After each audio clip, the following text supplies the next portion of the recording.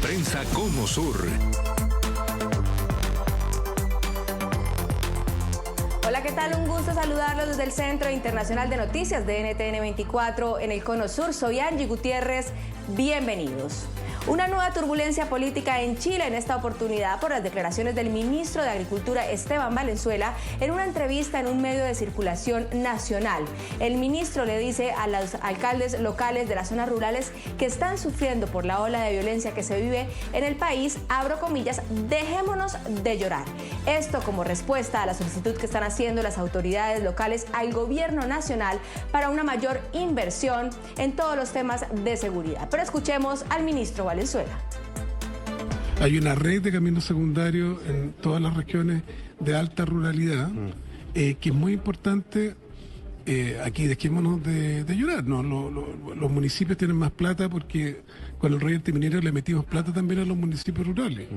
Entonces, todo a ponernos serio con los propios agricultores, los gobiernos regionales, por cierto, el Estado central, pero también los municipios en que tengamos televigilancia.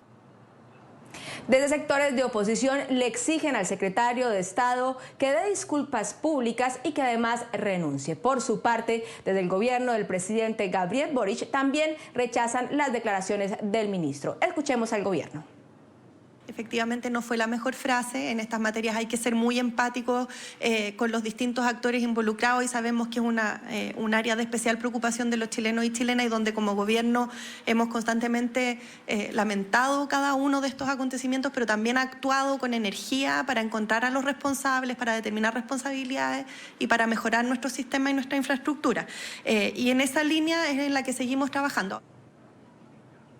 Este será nuestro primer tema de análisis en la tarde de hoy. Quiero darle la bienvenida a nuestros invitados. Nos acompaña Guillermo Hosman, analista político y además académico de la Universidad de Valparaíso de Chile. Guillermo, buenas tardes. ¿Qué tal? Muy buenas tardes, un agrado saludarles. También nos acompaña Patricia Luna, periodista y quien ha sido corresponsal de diferentes medios internacionales en Chile. Patricia, un gusto tenerte con nosotros esta tarde. Muy buenas tardes, el gusto es mío, un placer estar aquí. Guillermo, comenzar contigo. ¿Qué efecto tiene esto en la popularidad del presidente Gabriel Boric, teniendo en cuenta que estamos también en un año electoral? Hay un efecto negativo, sin lugar a duda, en términos de que discrimina al sector rural respecto a las condiciones de seguridad que no solamente debe entregarle al Estado, sino que es uno de los ejes principales de la gestión que el presidente ha tenido y que es preocupación tanto a nivel legislativo como a nivel de políticas públicas. En esa perspectiva, lo que tenemos acá es no solamente una mala frase o una inoportuna frase, sino que estamos hablando de quien representa en su calidad de ministro al gobierno y que obviamente termina afectando a Gabriel Boric en un sentido no menor como es el aumento del temor, ahora no solamente a nivel urbano, sino que también a nivel rural. Patricia, ¿por qué el ministro dice una frase de estas? ¿Fue un arrebato? ¿Es usual que este ministro salga con declaraciones como estas? Bueno, no es la primera metedura de pata del ministro Valenzuela, que ha tenido unas cuantas a sus espaldas en este punto ya, pero esta ha sido especialmente desafortunada si tenemos en cuenta que ya estamos en el tercer año de gobierno de Gabriel Boric, que están próximas las elecciones presidenciales y que el número de errores no forzados por parte del gobierno ha sido bastante amplio en estos 3 años y este viene a sumar un poco de un poco en un momento en que también el gobierno está luchando con otros temas en la actualidad. Los dichos de Valenzuela no muestran ninguna empatía por un tipo de crímenes que también se están sufriendo en el sector rural y que eran muy inusuales en Chile hace unos años, y unos crímenes de mucha violencia que también conmocionan a la población en general. Son varios ya los casos en los que estos crímenes conmocionan al país desde hace 2 o 3 años y claramente lo que pudimos escuchar del ministro no está a la altura y de hecho el propio gobierno se deslinda un poco de esas declaraciones y el propio ministro reconoció que no fueron las más afortunadas. Pero Guillermo, ¿qué está ocurriendo en Chile con el crimen organizado? ¿Qué está pasando en las comunidades rurales en donde se da, en el marco que se da estas declaraciones del ministro? El crimen organizado en Chile tiene muchas facetas como en todos los países de América Latina, pero en Chile lo que más preocupa e impacta a la opinión pública, a la ciudadanía, es el aumento de los homicidios, es el aumento de los asesinatos, ya sea por la vía de sicariatos, ya sea por asalto alta con mucha violencia, y la extensión ahora al sector rural, al sector agrícola, donde no solamente se queman casas, se matan agricultores, personas muy arraigadas en el campo, y eso establece primero de que para la opinión pública, para la ciudadanía, existe un área de impunidad donde el gobierno no es capaz de poder colocar el foco necesario con los recursos que tiene para poder parar esta tendencia que se ha mostrado en los últimos meses. Hay que recordar también de que el gobierno, la última estadística que tiene disponible es de junio del año 2024, comprometiéndose recién al mes de abril a poder actualizar las cifras. Eso tiene muchas explicaciones, pero lo que se siente el día a día es que el número de homicidios violentos con secuelas importantes para el entorno comunitario y familiar de las personas agredidas ha ido aumentando, y eso genera temor, genera incredulidad o le quita confianza y credibilidad al gobierno, y esos elementos claramente se transforman en una cuestión política, particularmente como bien se decía, en un escenario, en un contexto que está claramente más marcado por campañas presidenciales y parlamentarias. Patricia, sin duda el tema de la seguridad será un estandarte de campaña para todos los candidatos que quieren llegar a la presidencia, pero ¿cómo abordarlo cuando ya no solo hay sensación de inseguridad? Es que ya las cifras, las noticias, lo que se vive el día a día pasó de ser una sensación a vivir inseguros. Bueno, el tema de seguridad ha secuestrado la agenda del propio presidente Gabriel Boric, que llegó a la moneda con unas ideas y con un programa que pronto se transmutó en tratar de controlar estas cifras de homicidios sobre las que hay polémica, sobre las que no hay datos actualizados, pero que sin duda la percepción de la población, como bien señalaba Guillermo, es que esto ha ido en aumento, que son crímenes especialmente violentos que no se veían en Chile, y de hecho se está creando un Ministerio de Seguridad que entrará en marcha para tratar este tipo de temas, porque también las instituciones chilenas se han visto desbordadas por el crimen organizado, están desactualizadas, no son capaces de ponerles como freno, y ha sido el tema, ha sido el tema del gobierno de Gabriel Boric, muy a su pesar, porque era un tema en el que no se manejaba tan bien, y ha estado constantemente en la agenda y sin duda será uno de los grandes temas de la campaña presidencial. Ha sido también un tema para la oposición que de manera sistemática reclama al gobierno que no se hace lo suficiente, que no se está consiguiendo controlar, que si las cosas siguen así Chile va a acabar como otros países de América Latina, porque como se señalaba antes, son crímenes que hace 5 o 6 años eran completamente inusuales y que todavía conmocionan mucho a la población y que se toman la agenda pública y también mediática.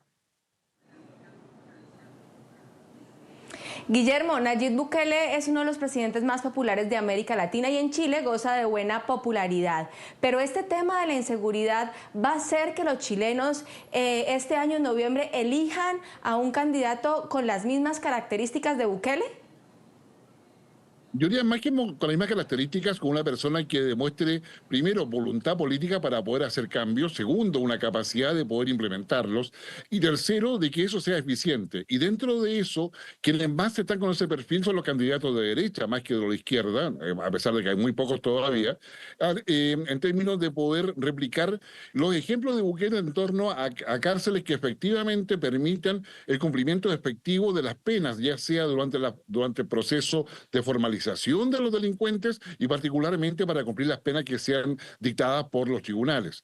Pero eso también supone de que debe haber un trabajo efectivo de los tribunales, de los fiscales, más allá de la eficiencia policial en términos de poder capturar y poder identificar a quiénes son los delincuentes que están detrás de estos homicidios. A su vez también eso significa tener una mayor inteligencia criminal para poder ubicar a aquellos que pertenecen a las bandas organizadas vinculadas, por ejemplo, al Tren de Aragua, Sinaloa y otras bandas bandas que no solamente funcionan en Chile, sino que también funcionan en otros países de América del Sur. Entonces, hay acá un desafío que es muy grande, no solamente para el gobierno de Boric, que no ha podido enfrentar todo este fenómeno, sino también para las propuestas que propongan los candidatos. Y en ese sentido, como te decía, la derecha tiene quizás más avanzado en términos del modelo de Bukele como un referente, pero también, digamos, la izquierda, cuando tenga un candidato ya definido, va a tener que, digamos, definir, o sea, establecer también qué cosa de Bukele desea de alguna forma implementar en Chile, si es que finalmente lo propone. Patricia, ¿coincides con Guillermo que la derecha tiene un paso adelante en esta materia, en la lucha de la seguridad y en el discurso también? Y que también esta baja popularidad del presidente Gabriel Boric, de su gestión de gobierno. Dale, continúa. Sí, perdón, que pensaba que habías terminado.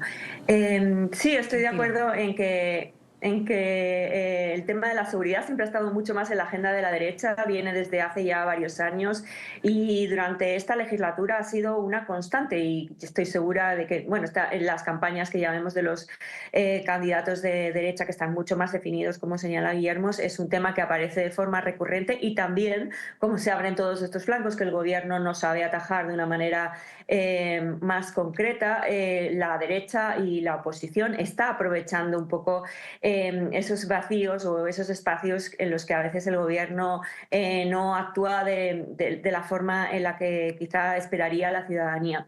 Como señalaba antes, el gobierno ha tomado una serie de medidas, ha habido medidas legislativas y también la creación de este Ministerio de Seguridad, pero como señalaba Guillermo antes, lo cierto es que todas las instituciones chilenas, no solo la policía, sino también los temas de inteligencia, se han quedado retrasados y rezagados y como que no han sabido avanzar a la velocidad que sí lo hace el crimen organizado, cuyos tentáculos se extienden no solo en Santiago, donde hay bastante prueba de su existencia, sino también en las distintas regiones y en cosas como, por ejemplo, extorsión a comerciantes que antes no se veían en Chile. Entonces, yo sí también pienso que la derecha ha hecho de la seguridad siempre una bandera y que va a aprovechar que este tema es muy cercano al corazón de los ciudadanos en este momento para poder asegurarse llegar a la moneda en noviembre.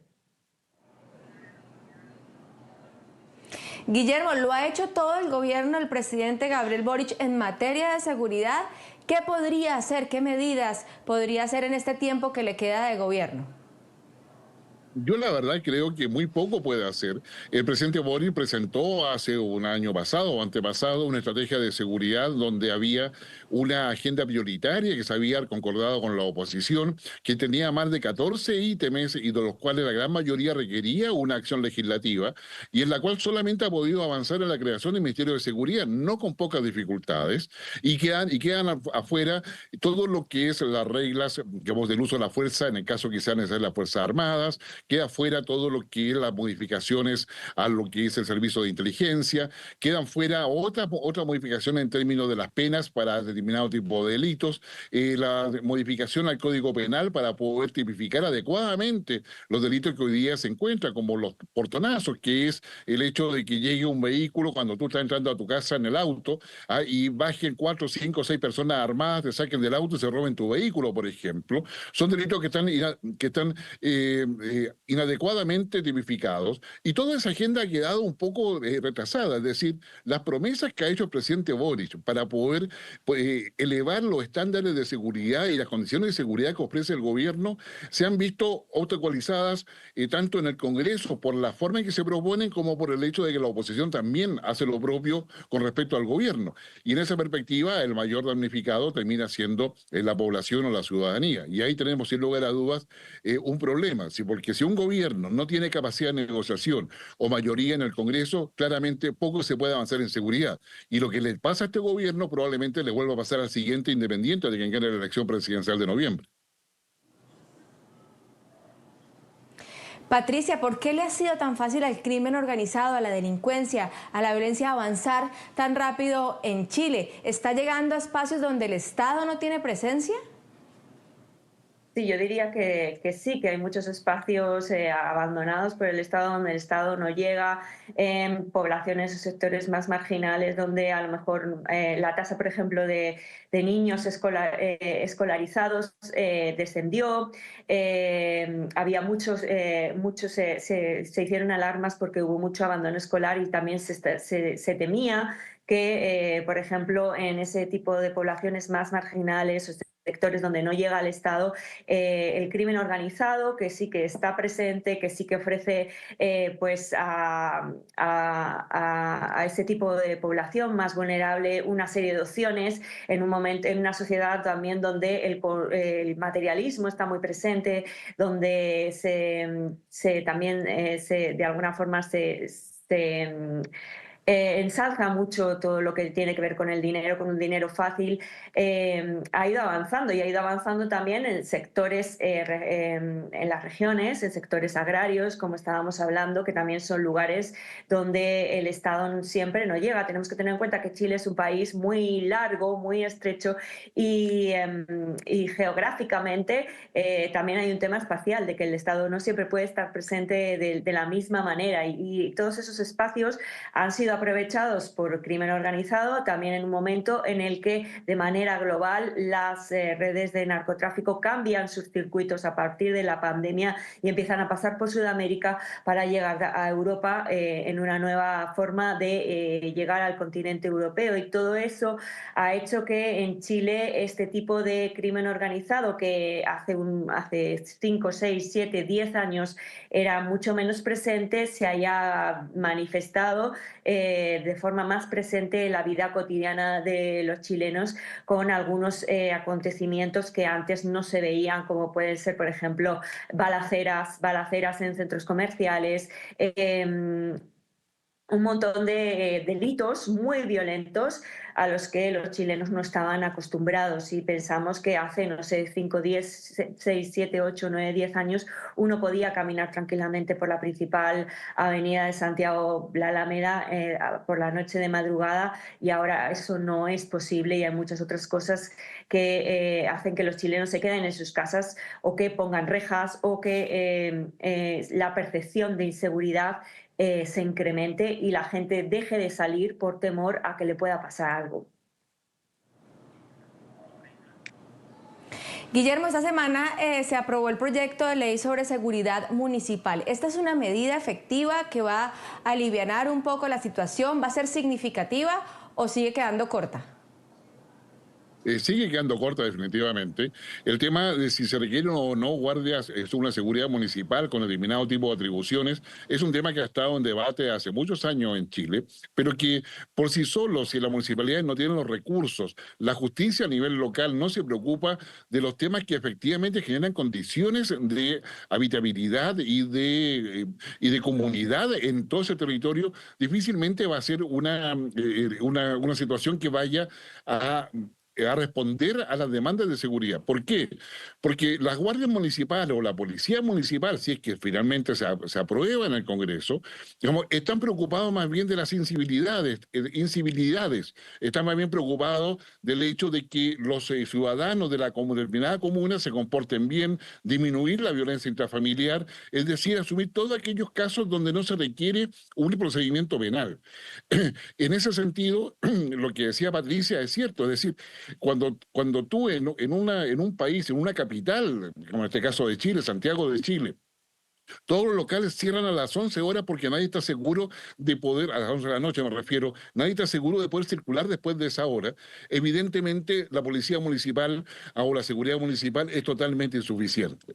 Y esto tiene que ver no solamente con el miedo que hay, sino también con las causas que lo provocan. Tiene que ver con la informalidad de la economía, la informalidad del empleo, que en Chile ya está sobre el 30%, en Perú se acerca al 60%, lo propio también en Ecuador. Y vemos ahí la situación que se vive. Entonces, tenemos acá un tema donde en Chile se transforma y es un tema político de primera magnitud como en otros países, pero también no con las suficientes herramientas ni con la voluntad política de quienes deben legislar para poder dotar a las instituciones, tanto fiscalía, policías y otras, en términos de lo que significa y de lo que implica justamente generar las condiciones de seguridad que el país necesita y requiere.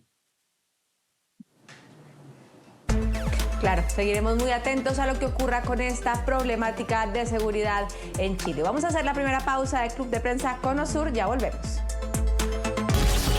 Ya regresamos con Club de Prensa Conosur por NTN 24, el canal de las Américas.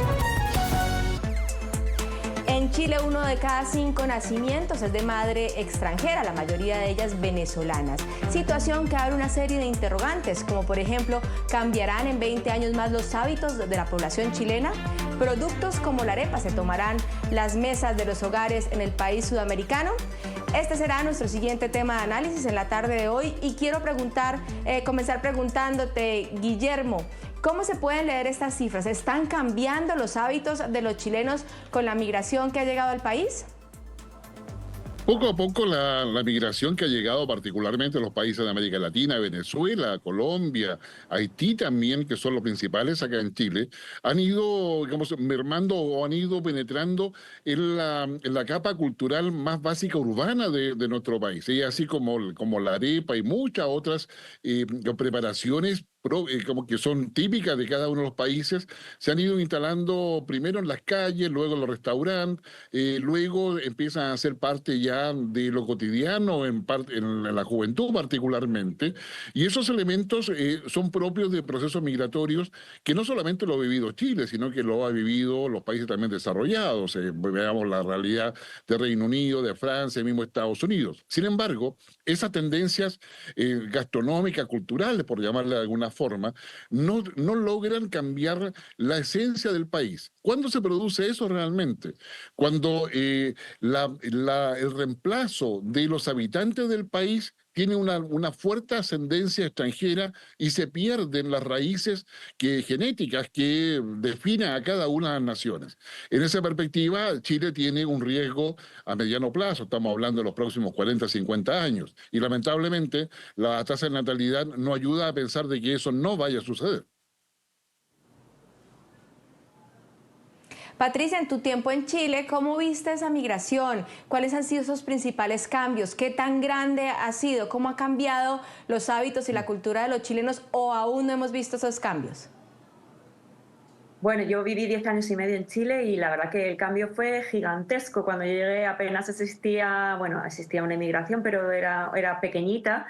Y en los últimos años vimos la llegada de oleadas de personas, sobre todo principalmente de Haití, después de Venezuela, en grandes cantidades. Eso ha transformado muchísimo la oferta gastronómica chilena, también ha modificado ciertas conductas. Hay sectores en los que se veía una gran cantidad de trabajadores, pues por ejemplo, venezolanos o extranjeros o inmigrantes.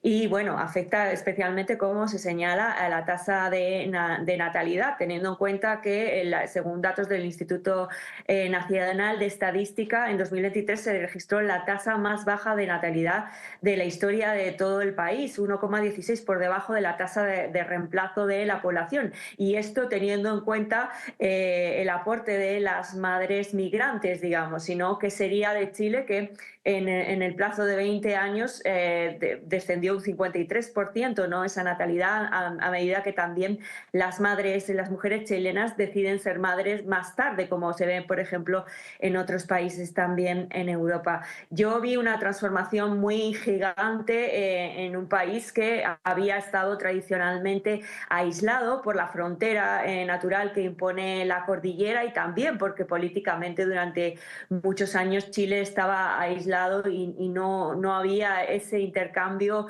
de culturas que se vive ahora en el país y que se manifiesta pues en todos los aspectos que se han señalado, desde la comida hasta el servicio, hasta ciertos sectores donde se ve una gran cantidad de población migrante que también aporta importantemente a la economía. Se suele hablar en Chile siempre de la población migrante señalando o desde una mirada a veces sesgada y negativa, pero también es verdad que hay muchos estudios que avalan que este sector de población, especialmente la población venezolana, que es una población muy preparada, que viene en edad de trabajar, aporta al Producto Interior Bruto y también es una población emprendedora que también pone en marcha sus propios negocios. Guillermo, ¿estás de acuerdo con esto último que nos menciona Patricia, un poco del aporte que también hace esta migración en temas económicos y no solo verlo de la parte negativa? Sí, estoy de acuerdo con Patricia, pero yo diría algunos matices en términos de que las primeras oleadas migratorias que llegan a los países son efectivamente los profesionales, los que traen un capital propio, los que tienen la capacidad, la voluntad y la creatividad para poder surgir, asentarse, incorporar para sí la cultura local. Y luego vienen las siguientes oleadas, que son aquellos que están francamente escapando del régimen o su país de origen por diferentes razones. Normalmente son de tipo político y económicas. Y en esa perspectiva, la incorporación de estas nuevas oleadas, pensemos que en Chile casi el 10% de la población de Chile, 9,25 en realidad, son migrantes, ya sea regulares o irregulares. Entonces, en esa perspectiva, el primer choque con la cultura que nos recibe es el tema del lenguaje, la forma de comunicarse, la manera de establecer relaciones y la necesidad de que estos grupos migrantes tienen de poder mantener los lazos como un medio de inserción y también de protección. Es ahí donde aparecen justamente, digamos, los focos donde se van a vivir juntos, buscan vivienda, buscan los beneficios del Estado, y no siempre el Estado puede dar de causa de eso. Chile abrió las puertas a la inmigración en virtud de establecer con lo que son los acuerdos de Naciones Unidas, de poder recibirlo y brindarle todo el apoyo en el ámbito de salud, educación y lo que se necesitase. Sin embargo, todo eso hoy día está en revisión. Y por último, digamos, recordar que Chile es esencialmente un país de migrantes, donde parte importante de lo que Chile ha construido en los últimos 100 años es justamente a raíz del esfuerzo de los migrantes que vienen de Europa, que vienen, qué sé yo, de propia América Latina, que vienen de Medio Oriente, y donde hay yo diría, una cultura de inserción y de incorporación de esos migrantes, pero sin modificar esencialmente los elementos que identifican a la nacionalidad chilena. Hoy día tenemos un impulso mucho más grande en términos de poder diluir un poco esa identidad nacional, y eso sin lugar a dudas genera conflictos y obviamente genera las explosiones de xenofobia que ya hemos visto más de alguna oportunidad, no solamente en Chile, sino que en otros países. Patricia, ya hay familias que se están constituyendo entre chilenos y extranjeros. ¿Qué hábitos, qué costumbres, qué códigos podrían modificarse, cambiar o desaparecer con esta mezcla que está ocurriendo en Chile? Bueno, eso se irá viendo también con el paso del tiempo. Es verdad que uno como va viendo en las calles pues una cierta modificación de cosas, la forma de vestir, por ejemplo. En general los venezolanos utilizan más colores que los chilenos, también la música, también hay como un impacto de ese tipo de cultura.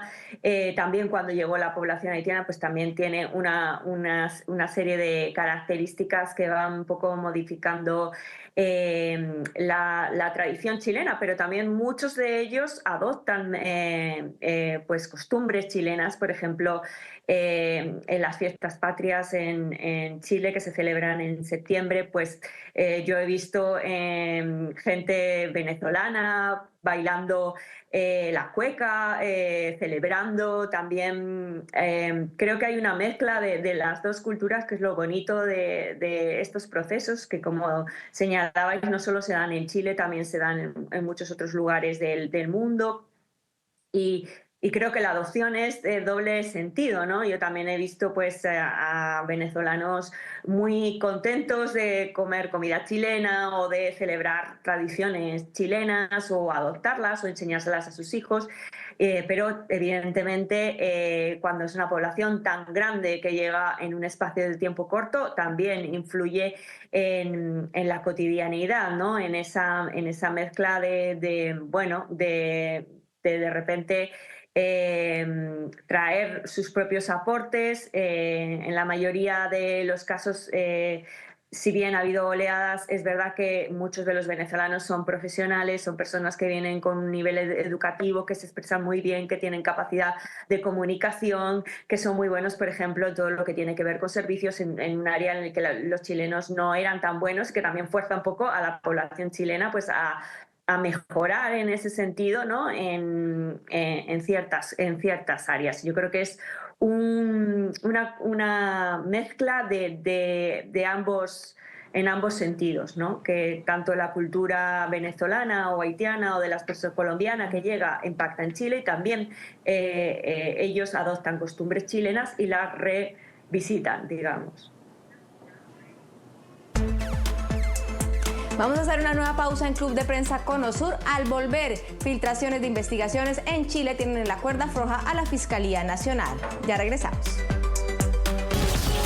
Ya regresamos con Club de Prensa Conosur por NTN 24, el canal de las Américas.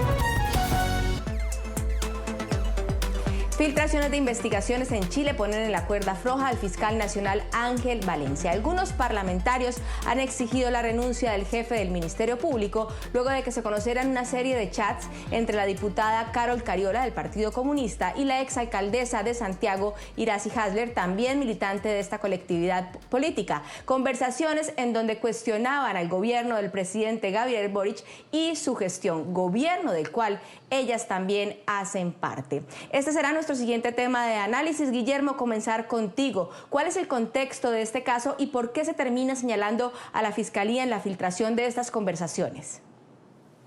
A ver, primero porque estamos hablando de Iracy Hasler por un caso de la adquisición de un inmueble que iba a ser destinado a constituirse en un centro de atención médica para la comunidad de Santiago, donde ella era alcaldesa.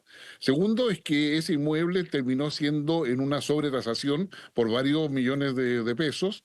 Tercero, que ese inmueble finalmente no se pudo adquirir por las denuncias que hubo en torno a todo ello. Cuarto, porque significó para Iracy Hasler el primer evento asociado a corrupción y también tráfico de influencias. En esos mismos chats que fueron recuperados del teléfono de Iracy Hasler, se van a sumar los diálogos que tenía con la diputada y presidenta de la Cámara de Diputados, quien aparecía ahí no solamente compartiendo ideas políticas con Iracy Hasler y acciones que la propia diputada Cariola le proponía a la alcaldesa, sino que también haciendo comentarios acerca del presidente. Bueno, todos esos chats que fueron extraídos por la Policía de Investigaciones a raíz de que fueron requisados, aparecieron en la prensa filtrados. La cuestión es que esa filtración, luego de que también se le confisca el teléfono a la diputada Cariola, van dando cuenta de muchos diálogos que, si bien es cierto, no están asociados a la causa, causaron un impacto porque fueron publicados y filtrados desde la Fiscalía. La respuesta de la Fiscalía es que la filtración responde al simple hecho de que una vez que son recuperados estos diálogos de WhatsApp a través de técnicas forenses realizadas por la policía, y están ya en la carpeta investigativa, por ley corresponde que sean puestas en conocimiento de las partes involucradas en la causa. Y es ahí donde la Fiscalía señala que es ahí donde se produce la filtración. Es decir, por incumbentes que están en la causa y que al conocer los antecedentes finalmente lo filtran y esto aparece en la prensa. Esto ha generado un escándalo, no solamente desde el punto de vista político respecto al contenido de los diálogos, sino que también respecto a un debate en torno a la privacidad, a lo que puede o no ser conocido por la opinión pública y el impacto que eso pueda o no tener en términos de constituir eventualmente otro tipo de delitos como el tráfico de influencias. Entonces, es ahí donde aparece la Fiscalía cuestionada y donde los sectores del Partido Comunista, particularmente, que han sido los más afectados, porque tanto Cariola como Hasler son parte de esa tienda política, están apuntando tanto al fiscal como al fiscal nacional para que efectivamente asuma la responsabilidad de lo que ha sucedido. Patricia, pero es la primera vez que se conocen este tipo de filtraciones de un caso, de una investigación. Ya ha habido antecedentes de casos, inclusive con carácter reservado, que se dan a conocer filtraciones. ¿Por qué este caso puntual genera este cuestionamiento tan fuerte contra la Fiscalía? Bueno, porque las filtraciones de los casos judiciales en los últimos años se han convertido en una cosa totalmente cotidiana. Yo diría que incluso podríamos decir que el mundo de la farándula política o judicial ha desplazado a la verdadera farándula en Chile, porque tenemos conversaciones íntimas, privadas, detalles de casos que a veces no son necesarios para la causa, en una cantidad de causas bastante importantes que generan una serie de polémicas, que están en el debate público, que desvían la atención. Se ha convertido en algo muy habitual. O sea, si fuera este caso concreto un solo caso, pues quizá podríamos no cuestionar el rol de la Fiscalía en esto, pero cuando ya sabemos al nivel de detalle de distintas causas, información muy sensible, como fue por ejemplo en el caso Monsalve, en el que su secretario de Interior es denunciado por violación y por ejemplo en los datos filtrados se puede intuir o saber el nombre de la víctima que había estado preservado, cuando ya entran en niveles de detalle que van más allá de lo que es judicialmente útil saber, uno también se cuestiona qué está pasando, porque parece como si los autos judiciales pasaran directamente por manos de la prensa, y esto se ha tratado de atajar, o se dice que se trata de atajar. También hubo otro caso, por ejemplo, bastante importante, como fue el del ex militar Ojeda, que fue asesinado en Chile, en una causa en la que también se supieron datos que eran sensibles, que estaban protegidos, que ponían en peligro a personas. Entonces, de forma reiterada se producen estas filtraciones y uno se cuestiona cuáles son los sistemas de control que están en funcionamiento en la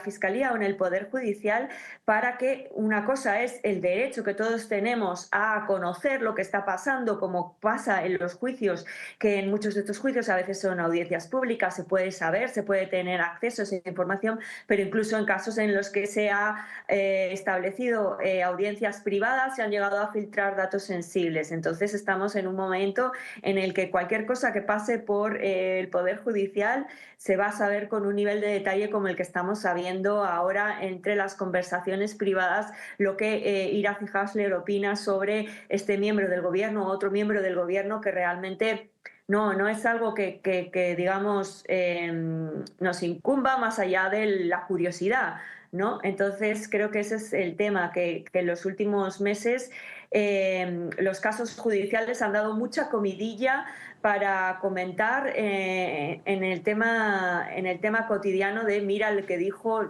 tal y cual persona, más allá de la vinculación y los hechos judiciales.